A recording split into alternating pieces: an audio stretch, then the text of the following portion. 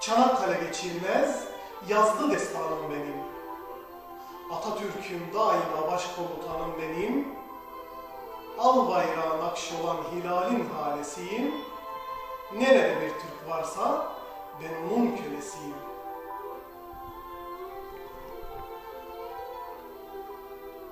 Maraş'ta sütçü imam, Erzincan'da dedem var. Halep'te Kerkük'te emmim dayım dedem var. Sarıkamış Dağı'nda yüz binlerce çiğdem var. Yurduma göz dikenin başının belasıyım. Nerede bir Türk varsa ben onun kölesiyim. Yunus Emre Mevlana Hacı Bektaş'ı veliyim. Can Nesimli İbn Sina Yesevi'nin diliyim. Hazar'ı kucaklayan Şehriyar'ın iliyim.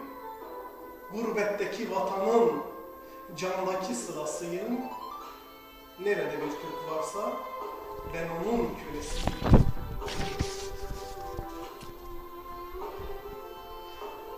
Devletler ayrı olsun, soyumuz birdir bizim. Oğuzlardan geliriz, boyumuz birdir bizim. Türkü ağıt destanlar, toyumuz birdir bizim. Düşmana göğüs geren Kerkük'ün kalesiyim. Nerede bir Türk varsa ben onun kölesiyim. Elesker'in elinde Karaca olan sazıyım. Ahıska'da ağdım, Karabağ'da sızıyım. Türkmenistan yiğidi Özbekistan kızıyım. Kazak, Tatar, Çeçen'in gözünün elasıyım. Nerede bir Türk varsa ben onun kölesiyim. Balkanlar kardeşimdir, Kırım benim öz yarim. Taşkent, Bişkek, Buhara benim ata diyarım. Almata'da çağırsa bozkırlardan duyarım. Karabağlı ananın tükenmez çilesiyim. Nerede bir Türk varsa ben onun kölesiyim. Ankara'dan Bakü'ye selam veren elimden, turfandan açılan yedi veren gülüm ben. Bir kıbleye yönelen, bir konuşan dilim ben. Camilerde ezanım, hürriyet salasıyım. Nerede bir Türk varsa ben onun kölesiyim. Köroğluyum Manas'ın Orhun'daki taşım ben. Dedem Korkut boylasın, Türkmen bey başım ben. Afif olan millete Akif ile marşım ben. Akdeniz'de Barbaros kaptanın elasıyım.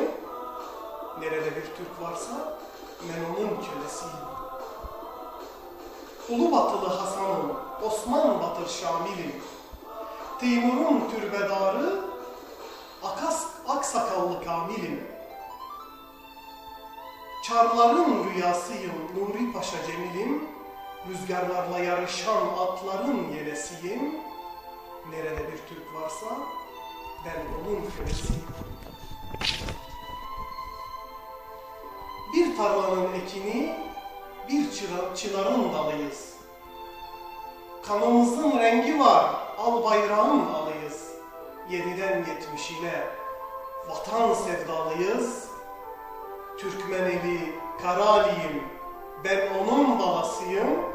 Nerede bir Türk varsa ben onun kölesiyim. Ben onun kölesiyim. Bu şiir değerli şair Hakan Özcan'a aittir.